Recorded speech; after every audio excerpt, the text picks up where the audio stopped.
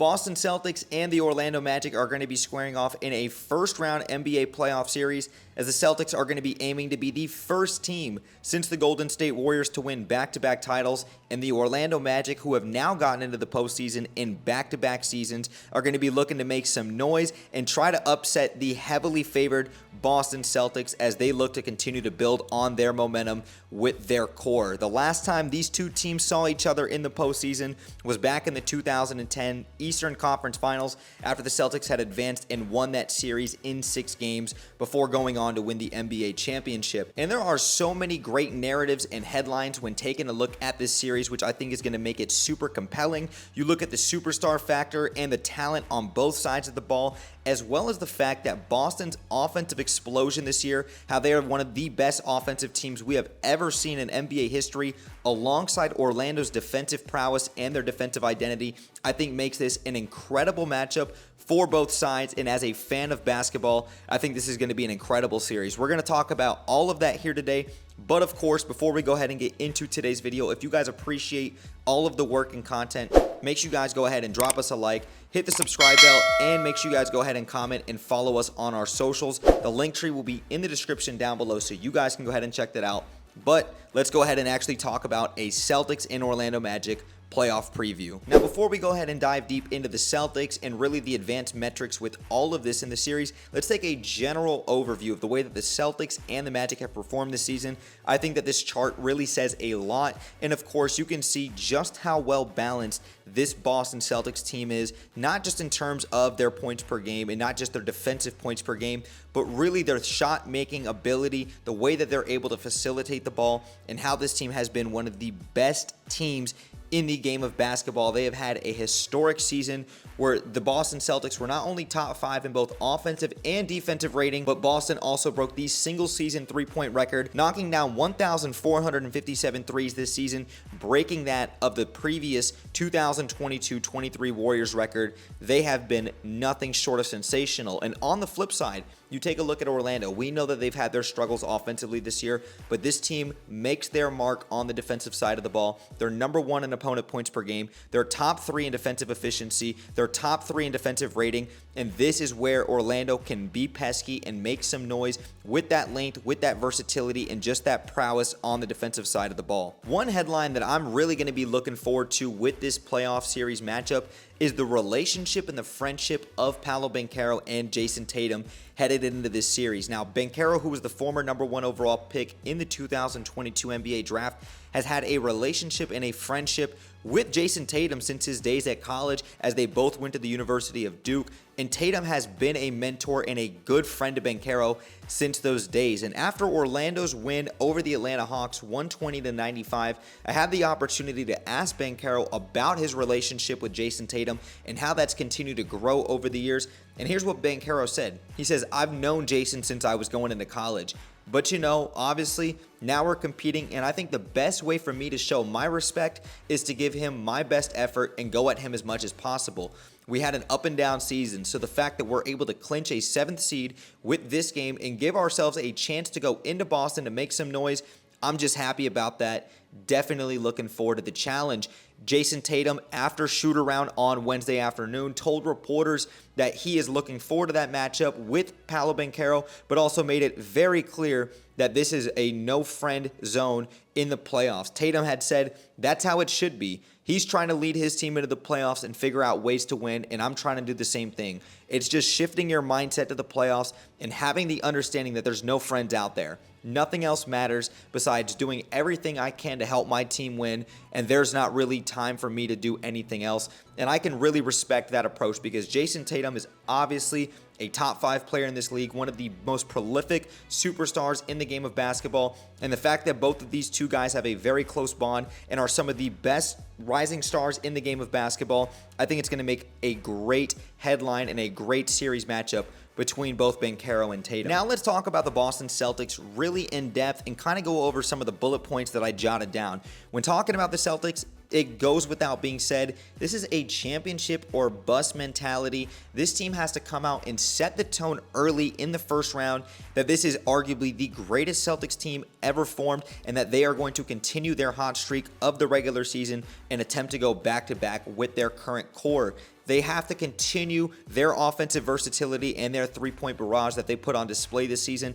I talked about the fact that they knocked down over 1,400 three-pointers this season, and they have guys at every level who can knock down the three ball and can score 20, 30 points on any given night. They have to continue to lean into their offensive versatility and to continue to shoot the three ball well if they expect to go back to back.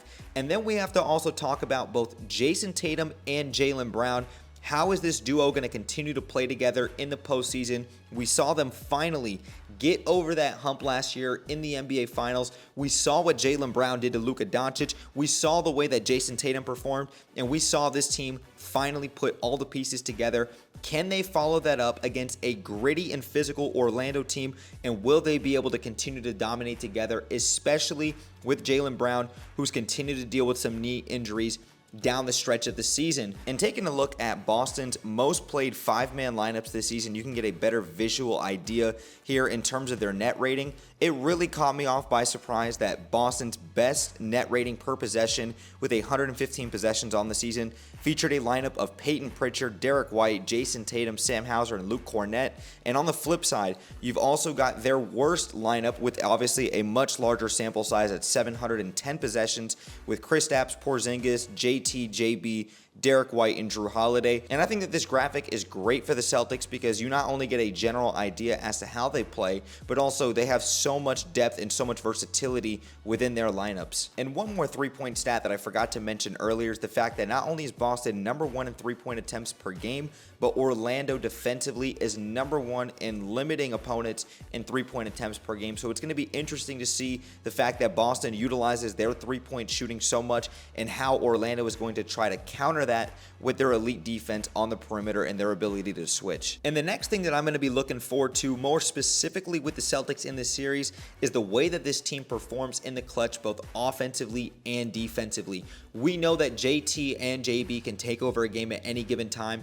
They've got the depth, they've got the veteran experience and the championship pedigree that any one of these guys can get the ball in their hands in the last 3 minutes of a game and they can take over. But the way that Boston performs in the clutch versus the way Orlando performs in the clutch with more of their inexperience, I think is going to say a lot. When taking a look at the advanced metrics, let's take a look at the way that the Boston Celtics performed this year in the clutch. They were number 3 in offensive rating, number 22 in defensive rating, number 1 in win percentage, and number 6 in three-point percentage, all in the clutch. Let's compare that to Orlando's number 25 in offensive rating, number 3 in defensive rating, number 12 in win percentage, and of course, bottom of the league, number 30 in three-point percentage at a woeful 23.3% shooting in the clutch. And I think the thing that sticks out the most to me when looking at those numbers is the fact that Orlando is top 3 in defensive rating, while Boston is top 3 in offensive rating in the clutch. You best believe I will have my eyes on that. And the biggest thing I think that is going to help propel this Boston Celtics team, not just in this series, but really in the postseason, is going to continue to be with their veteran depth and the poise that they have with their championship pedigree. Because outside of their top 2 players in Jaylen Brown and Jason Tatum, they've got players that can go out there and continue to make an impact on any given night. From guys like Al Horford, Drew Holiday, Luke Cornett, Derek White, my 6th man of the year in Peyton Pritchard, Sam Hauser, the list goes on. This team can go 10-man deep into their rotation, and they can go over and take a game over at any given moment in time. This team has it all. And 2 more things that I really want to talk about with this Boston Celtics team is going to be with Jason Tatum. 1, more schematically, and 2, statistically, just how he's performed. When I talk about schematically, not only is Jason Tatum going to be the best player on the floor in this series, and JT is obviously a top 5 player in the NBA, he is one of the best, if not the best, 3-level scorers in the game of basketball today. And Joe Mazzulla does a great job of utilizing a ton of high screen pick and rolls in order to get Jason Tatum the matchups on the perimeter that he wants. And I'm very curious as to see how Orlando is going to guard Jason Tatum when they know that he's trying to get those switches onto smaller guards and onto bigger centers who cannot move their feet laterally as quick as JT. because you have to respect the fact that Jason Tatum can pull up from 5 feet behind the arc from 30 feet. He can get downhill. He can collapse the defense and kick out to 4 spot-up three-point shooters. He can obviously work his mid-range game, his ability to slow his game down and control the pace. JT is truly one of the best three-level scorers this game has seen, and he's going to continue to probably go out there and make his mark and his presence felt out there. And the last point that I want to drive home with this Celtics team and with Jason Tatum is the fact that I just truly believe he is by far the most disrespected superstar in the NBA today. He's not only gotten over that hump of winning a championship, let's just look at the last 4 years of what Jason Tatum has done, not only knocking out some of the best players out of the postseason from Kyrie Irving, Kevin Durant, James Harden. You take a look at Donovan Mitchell and a handful of other incredibly talented players. Jason Tatum has done it. But take a look at the last 4 years. He's averaged 27.7 points, 8.4 rebounds, 5 assists, 1.6 steals and blocks. He's had 4 straight All-NBA first-team appearances, 3 Eastern Conference Finals appearances, 2 Finals appearances, and a championship to his name. We need to stop disrespecting him. He is one of the best players in the game of basketball. Now, I've talked about the Boston Celtics long enough. Let's talk about the Orlando Magic now, and I want to talk about the emerging stars of both Paolo Banchero and Franz Wagner, who really bursted onto the scene last year into the postseason in a very successful first-round series against the Cleveland Cavaliers despite losing in 7 games. You know Paolo Banchero is going to go out there and continue to build off of what was already a historic first postseason for Banchero last year, and Franz Wagner is going to be looking to make amends for his woeful Game 7 performance at Cleveland, where we saw Orlando ultimately drop that series. Banchero has been playing like one of the best players in the game of basketball after the All-Star break this season, and he's going to look to carry that level of momentum into this series against a stout Boston team. Banchero's averaged 29, 8, and 4 in the 24 games after the All-Star game, with his splits continuously going up. We saw Franz Wagner maybe not have the best three-point shooting season, as he's still dealing with a shooting slump from the perimeter, but Franz Wagner really took another step this year. You saw him really continue to emerge as a number 1 type of option as he won NBA Player of the Week earlier in the season. He carried this team as Banchero went out, and Franz Wagner really showed a level of poise for this Orlando team as he was able to carry that burden and load for this team. And of course, you cannot talk about this Orlando team without talking about their defensive prowess and how they've made that side of the ball their identity night in and night out. Orlando does an incredible job, no matter who's out there on the floor, of being able to switch guys really 1 through 5, their ability to deter players from going inside with their length and versatility, and of course, as I mentioned earlier, their ability to limit three-point shooting on the defensive side of the ball in order to keep them in games, as they're not a great three-point shooting team themselves. Players like Jonathan Isaac, with the way he's able to switch 1 through 5, guys like Wendell Carter are going to have to continue to play a big role, especially not just on the perimeter, but on the inside, ensuring that they have a force down low. And collectively, when you take a look at the depth of this team, guys like Cole Anthony, Wendell Carter, KCP, Jonathan Isaac, etc., how are these guys going to continue to go out there and make a high-level impact on this team, especially down the stretch of games where you know Paolo Banchero and Franz Wagner are going to step up to the task? How are the players around them going to continue to perform? And I think that's something that Orlando desperately has to have, a third option without Jalen Suggs, without Mo Wagner, that is going to help out Paolo Banchero and Franz Wagner. KCP was brought here for moments like these to not only knock down triples, but to have that championship pedigree and to have that level of communication for this team. How is he going to continue to perform? And then I also take a look at Jonathan Isaac, who got a huge contract extension this offseason. He's going to be an X factor for this Orlando team, especially down the stretch of games. And when you take a look at Orlando's most successful 5-man lineups in terms of net rating per possession, you look at Corey Joseph in the starting lineup. That's where this team has found a ton of success over the last month and a half. And of course, with Cole Anthony being that 6th man off the bench, that guy who has a green light, his energy is infectious, and you've seen Orlando really have a very good net rating with that sample size of players with Paolo Banchero, Franz Wagner, KCP, and Wendell at the 5, and you can interchange between Cole Anthony and Corey Joseph out there. And the last thing that I really want to hit on when talking about this Orlando team is, how is this team going to perform under pressure? We know TD Garden is one of the most electric environments in playoff atmospheres in the NBA. Orlando is going to be battle tested.